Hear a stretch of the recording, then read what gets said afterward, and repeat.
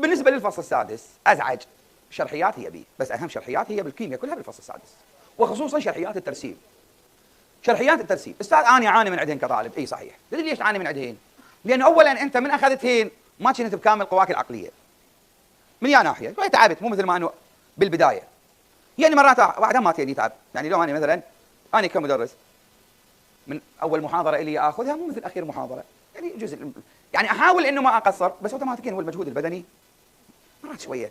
بس انا شو اسوي؟ اضغط على نفسي واظل اعيد والح حتى لا تنحسب انه اني بالمحاضره الاخيره قصرت، بالعكس اقوم بيها اكثر. فانت اهم شيء تسوي انه انا اقول لك الافصل الاخيره وخصوصا السادس والسابع، ذن الفصلين اخذتهن انت بظروف بنهايه الماده بنهايه السنه، شويه صار عندك ايش تعب، نوع من الملل، نوع من بس شرحيات الفصل السادس جدا جدا مهمه، خصوصا شرحيات الترسيب.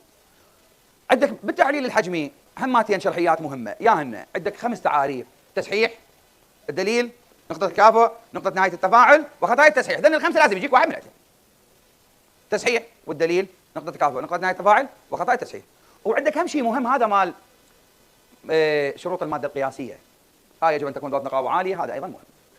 نروح على مسائل الفصل السادس. يقينا قطعا ابد الابدين عندك سؤال من مسائل التصحيح لازم يجي، مسائل التصحيح لازم يجينا سؤال.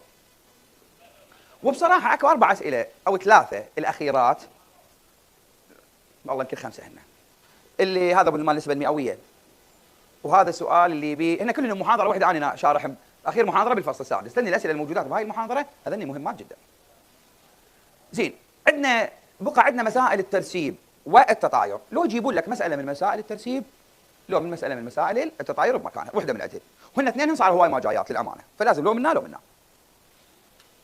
بعد الايونات الموجبه هاي ممكن تجيك منها فراغات، انه العامل المرسب لكل مجموعه، احنا قلنا كل مجموعه هاي بيجي حجي وذني سوالفين، هذني كل مجموعه عندنا كل ايونات، عندنا كل مجموعه بها ايونات وعندها عامل مرسب، هاي هماتين ممكن يجيك عليها فراغ.